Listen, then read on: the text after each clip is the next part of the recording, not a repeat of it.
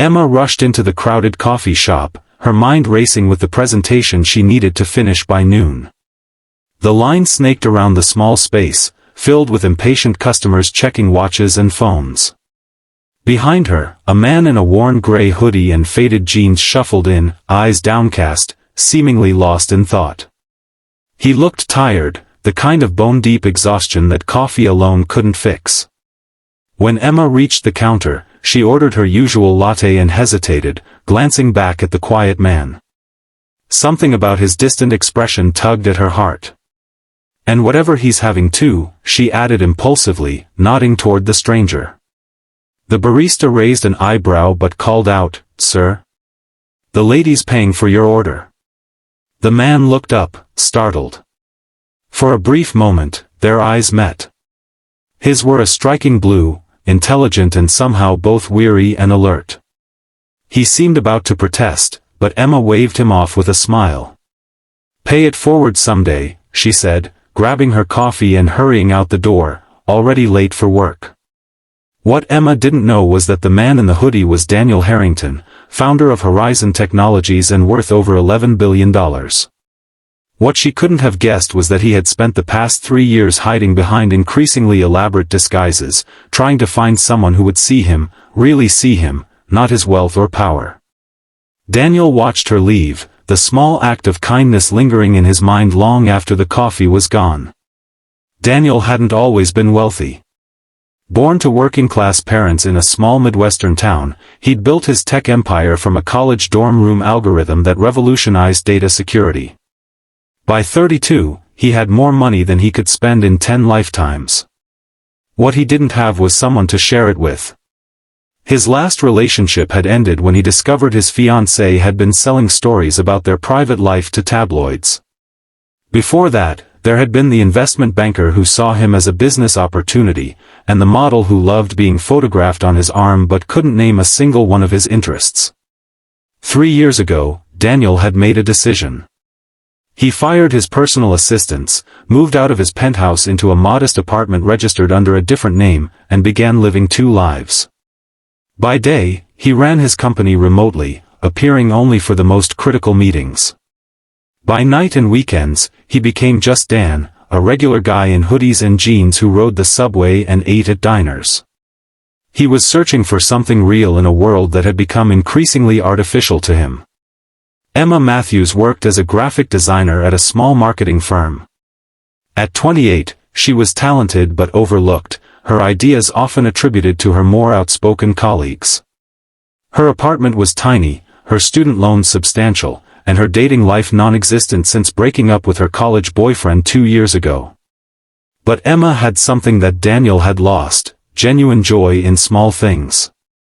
She volunteered at an animal shelter on weekends, maintained a close circle of loyal friends, and never missed her weekly video calls with her parents who had retired to Florida.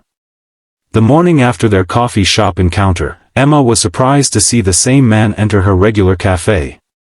This time, he was ahead of her in line. When she reached the counter, the barista smiled. "The gentleman already paid for your order.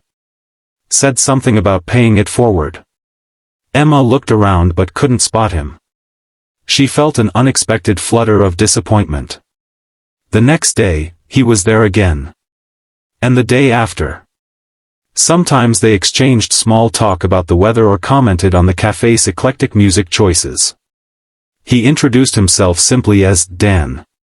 She found herself looking forward to these brief interactions, drawn to his thoughtful questions and the way he actually listened to her answers. 2 weeks into their morning ritual, Dan asked if she might want to grab lunch sometime. "I'd like that," Emma replied, surprising herself with how much she meant it. Their first date was at a small sandwich shop near the park. Emma arrived to find Dan already seated at a corner table, a paperback book open in front of him. "Sorry I'm late," she said, slightly out of breath. "Work crisis." "No problem," he smiled, closing his book. "I hope everything's okay." "Just the usual." Client changed their mind about the entire campaign concept the day before presentation. Dan nodded sympathetically. "That sounds frustrating." "It is, but that's the job. Emma shrugged. What about you? You've never actually told me what you do.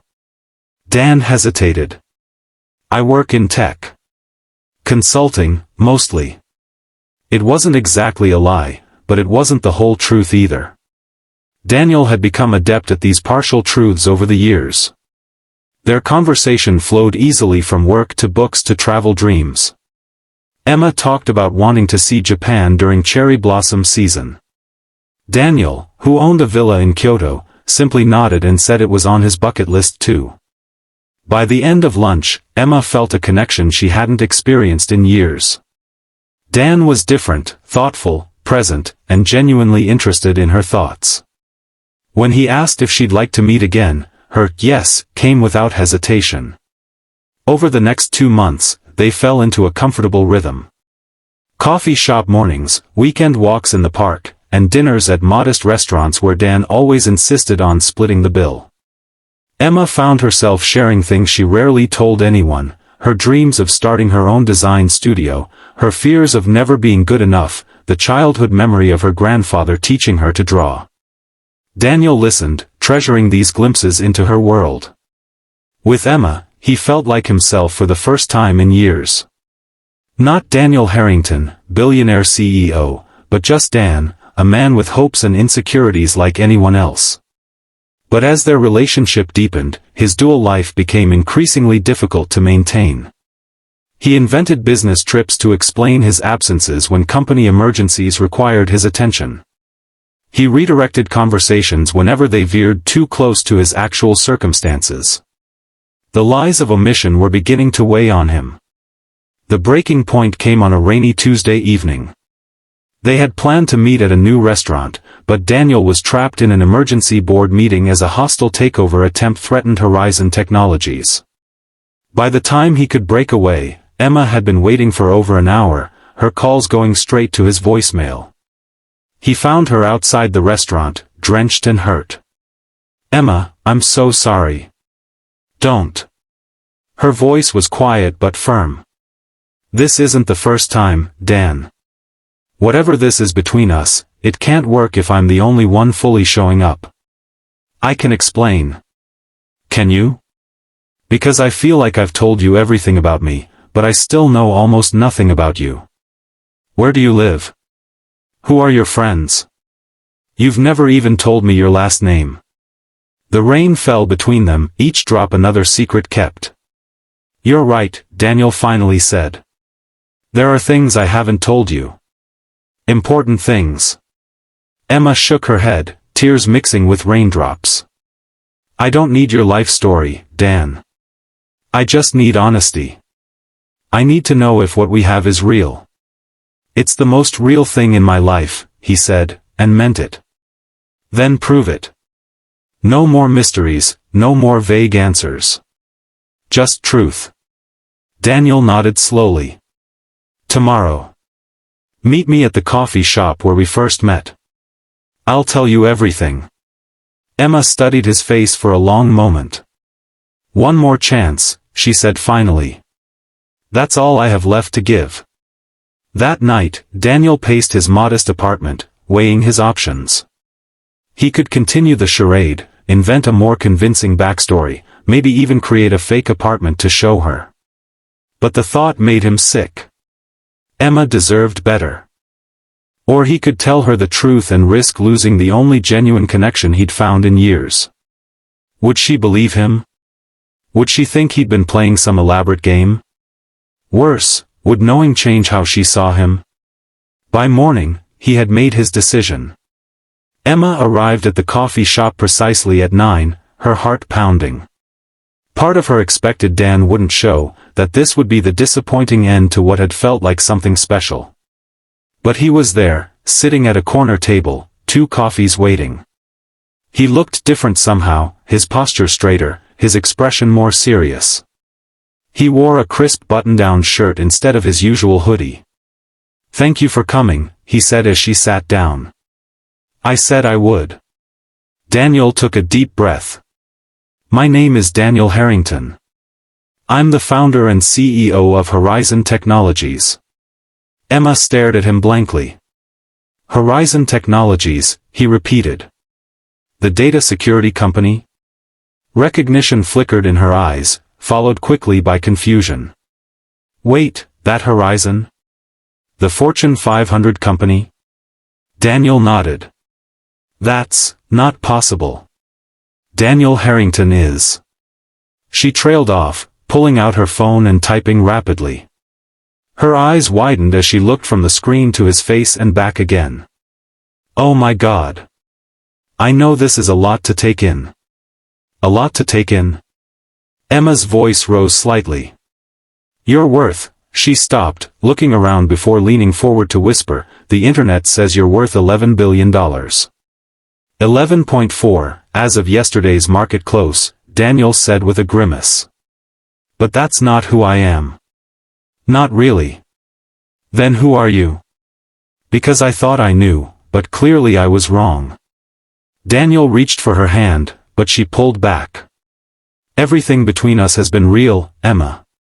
My feelings for you, our conversations, the connection we've built, that's all genuine. The only thing I hid was my background and my job. Only?